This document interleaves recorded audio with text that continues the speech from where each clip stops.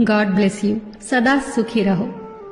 ये जो प्रणाम के उत्तर में हमारे मुंह से निकलते हैं ना, ये कोई साधारण शब्द नहीं है। ये दुनिया के सबसे कीमती शब्द हैं।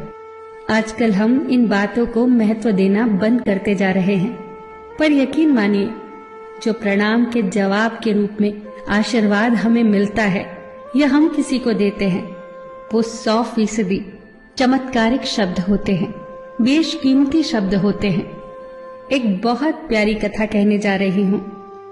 महाभारत का युद्ध चल रहा था। एक दिन दुर्योधन के व्यंग से आहत होकर भीष्म पितामह यह घोषणा कर देते हैं कि मैं कल पांडवों का वध कर दूंगा। इस घोषणा का पता जैसे ही पांडवों को चलता है तो उनके शिविर में बेचैनी बढ़ जाती है। सभी को भीष्म पितामह की क्षमताओं के बारे में पता था, इसीलिए सभी अनिष्ट की आशंका से परेशान हो जाते हैं। तभी श्री कृष्ण द्रौपदी से कहते हैं, तुम अभी मेरे साथ चलो। श्री कृष्ण द्रौपदी को लेकर सीधे पितामह भीष्म के शिविर में पहुंच जाते हैं। श्री कृष्ण स्वयं तो शिविर के बाहर खड़े हो जाते हैं, पर वो द्रौपदी से कहते हैं कि अंदर जाकर पितामह भीष्म को प्रणाम करो। जैसे ही द्रौपदी ने शिविर के भीतर जाकर पितामह भीष्म को प्रणाम किया तो पितामह भीष्म के मुख से द्रौपदी के लिए ये आशीर्वाद निकला, अखंड सौभाग्यवती भव। जैसे ही ये आशीर्वाद उनके मुख से निकला, उसी क्षण उन्हें स्मरण हो आया कि आज ही तो उन्होंने पांडवों के वध की घोषणा की थी और स्वयं ही उन्होंने द्रौपदी को अखंड सौभाग्यवती रहने का आशीर्वाद दे दिया।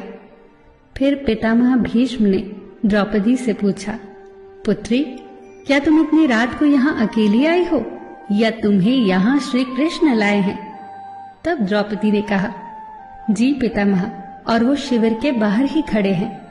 शिविर से बाहर निकलकर दोनों ने एक दूसरे को प्रणाम किया और पितामह भीष्म ने कहा, मेरे एक वचन को मेरे ही दूसरे वचन से काटने का काम केवल कृष्ण ही कर सकते हैं। शिविर से वापस लौटते समय श्री कृष्ण ने द्रौपदी से कहा, तुम्हारे एक बार जाकर पितामह को प्रणाम करने से तुम्हारे पतियों को जीवन दान मिल गया है। अगर तुम प्रतिदिन भीष्म, धृतराष्ट्र, द्रोणाचार्य आदि को प्रणाम करती होती और दुर्योधन, दुशासन आदि की पत्नियां भी पांडवों को प्रणाम करती होती तो शायद इस युद्ध की नौबत ही न आती।